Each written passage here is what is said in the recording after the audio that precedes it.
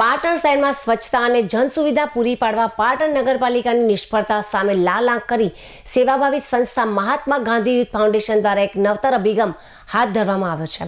સંસ્થાના અગ્રણી લાલેશ ઠક્કર દ્વારા પાટણ શહેરના ચામુંડા મોલ ચોકડી પર સ્વર્ગસ્થ નીલ વિપુલકુમાર ઠક્કરના સ્મરણાર્થે દરેક વિસ્તાર માટે ડસ્ટબિન વિતરણના કાર્યક્રમનું આયોજન કરવામાં આવ્યું હતું। આ પ્રસંગે મીડિયા સાથે વાતચીત કરતા લાલેશ ઠક્કરે જણાવ્યું હતું કે ગામમાં સ્વચ્છતા જાળવી લોકોને શુદ્ધ પીવાનું પાણી પૂરું પાડવું અને ભૂગર્ભ ગટરોની યોગ્ય જાળવણી કરવી એ નગરપાલિકાની પ્રાથમિક ફરજ છે, પરંતુ કમનસીબે આજે પાટણની હાલત જ દયનીય છે, જ્યાં જુઓ ત્યાં ગટરો ઉભરાઈ રહી છે। તેમણે વધુમાં ઉમેર્યું કે ગુજરાત સરકાર દ્વારા સ્વચ્છ ભારત અભિયાન અંતર્ગત ઘરે ઘરે ડસ્ટબિન આપવાની યોજના હતી, પરંતુ પાટણ નગરપાલિકાના હદ વિસ્તારમાં અનેક ઘરો સુધી આ ડસ્ટબિન પહોંચ્યા જ નથી। આ નિષ્ફળતાના પુરાવા રૂપે આજે અસંખ્ય લોકો ડસ્ટબિન લેવા માટે લાઇનમાં ઊભા રહેવા મજબૂર બન્યા છે। મહાત્મા ગાંધી યુથ ફાઉન્ડેશન ગાંધીજીના વિચારોને વરેલી સંસ્થા છે। લાલેશ ઠક્કરે સ્પષ્ટપણે જણાવ્યું હતું કે ગાંધીજીનું સૂત્ર સ્વચ્છતા એ જ પ્રભુતા સાચા અર્થમાં સાર્થક થાય તે માટે સંસ્થા કાર્યરત છે। જ્યાં નગરપાલિકા નિષ્ફળ જશે ત્યાં મહાત્મા ગાંધી યુથ ફાઉન્ડેશન સેવાના કાર્યો દ્વારા લોકોની મદદે આવશે।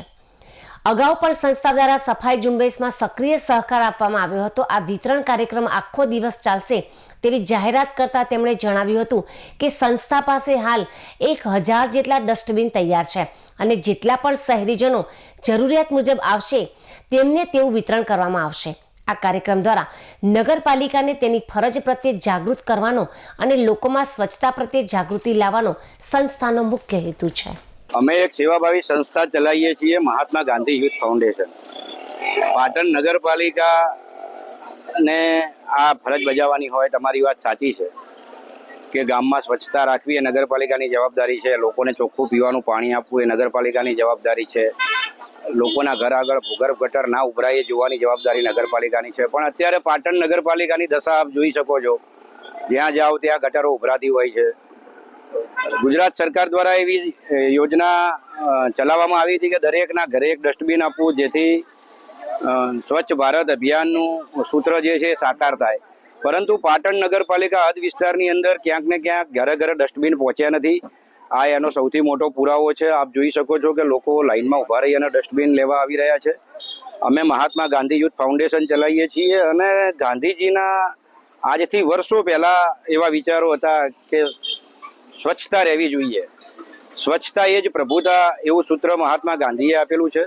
અને જ્યારે અમે મહાત્મા ગાંધીજીના નામથી એક ફાઉન્ડેશન ચલાવીએ છીએ ત્યારે અમે હવે એવું નક્કી કર્યું છે કે જ્યાં જ્યાં નગરપાલિકા ઊણી ઉતરે ત્યાં સ્વચ્છતા માટે મહાત્મા ગાંધી યુથ ફાઉન્ડેશન તરફથી કાર્યક્રમ કરવા।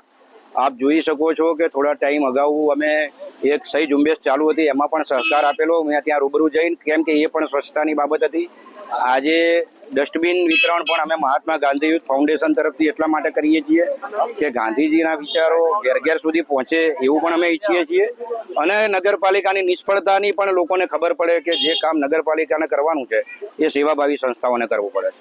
જેટલા લોકો આવે, આજ આખો દિવસ આ કાર્યક્રમ ચાલવાનો છે, જેટલા લોકો આવે અને આ ડસ્ટબિન આપવાના।